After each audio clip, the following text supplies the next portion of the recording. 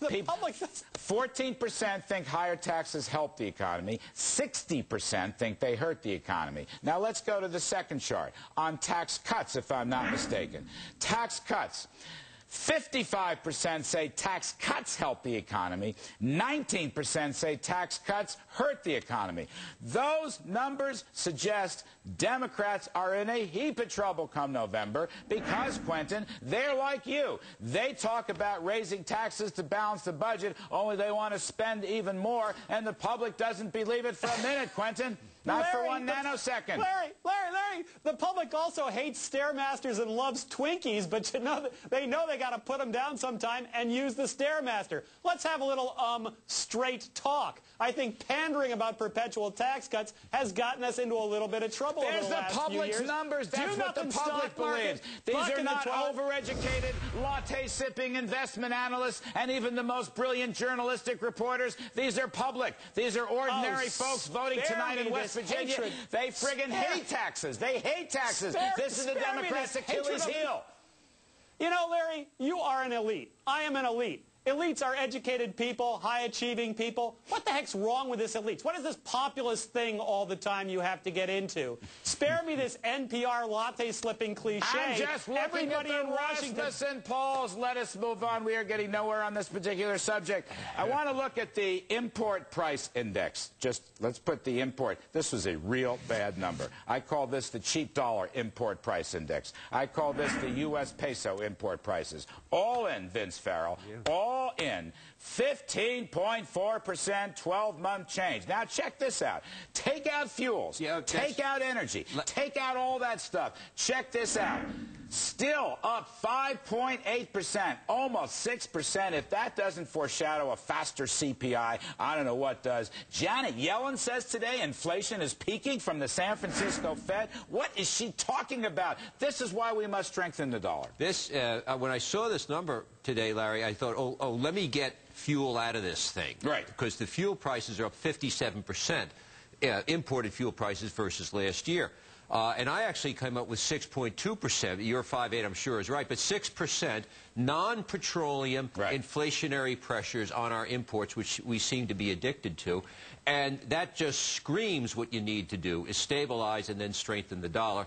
Because since we're addicted to the imports, what we have to do is, you can't say stop buying them because people don't do that, that you have to attack it another way. And it just all keeps coming back to this dollar. Just doesn't stop until we get the dollar. That's the right. Jerry Bowyer, when I looked at that import price number this morning, I thought for sure it was a misprint. This was they were talking about Argentina, not the United States. I thought it was annual.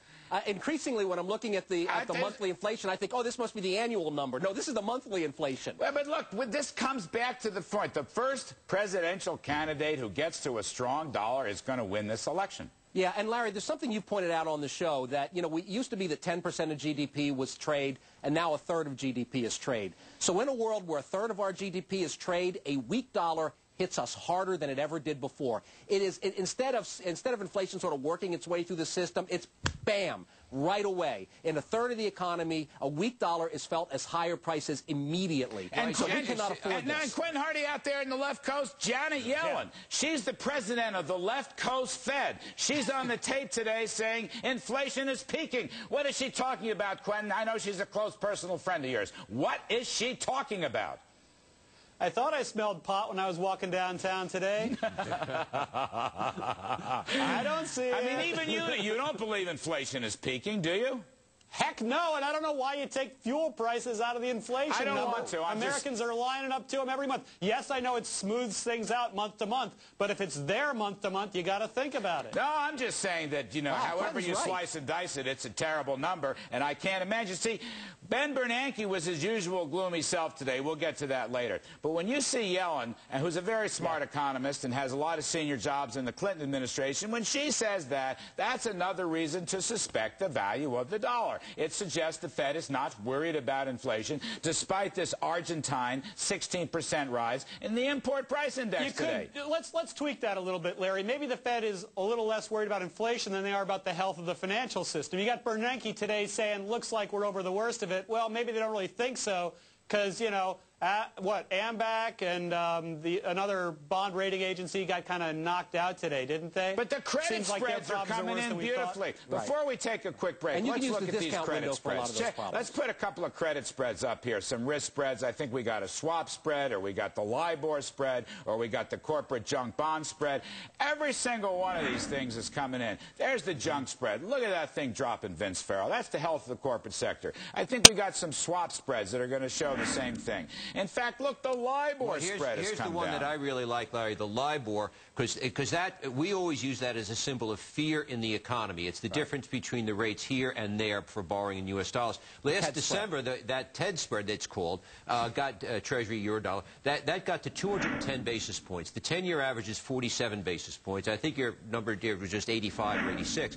That is an incredible improvement over where it was, and you're starting to get within a coffee cup visit of what it has been for the past 10 years. Why doesn't Bernanke acknowledge this? Why does he have to be so gloomy all the time? I don't know. I don't know where he's coming from. I want to give him a lot of credit for being innovative and getting money with the auctions directly to where they need to do. But I think, Larry, this goes back to what we need is leadership. We need leadership out of Bernanke of an enthusiastic type. And we all know. And Paulson on the dollar. Well, Paulson on the dollar. The Treasury is in charge of the dollar. Stop the whispering. He's whispering. Let's hear it. Full center. Full center. I believe that if Barack Obama came out and said, hey, I understand the importance of a dollar. 50% of our imports are oil-related. Now, I understand the value of a strong dollar, and if he gave a whisper that, oh, okay, I'll even think about what the tax situation might be, he'd win the election with 60% of the vote. We're going to have a quick whip around. We've talked about a lot of key economic issues: oil, gas at the pump, taxes, the dollar, inflation. I want to know, yes or no? No. Actually, Obama, McCain, not given. Which of these choices understands these economic issues? Jerry Bowyer, you first. Obama, McCain, not given.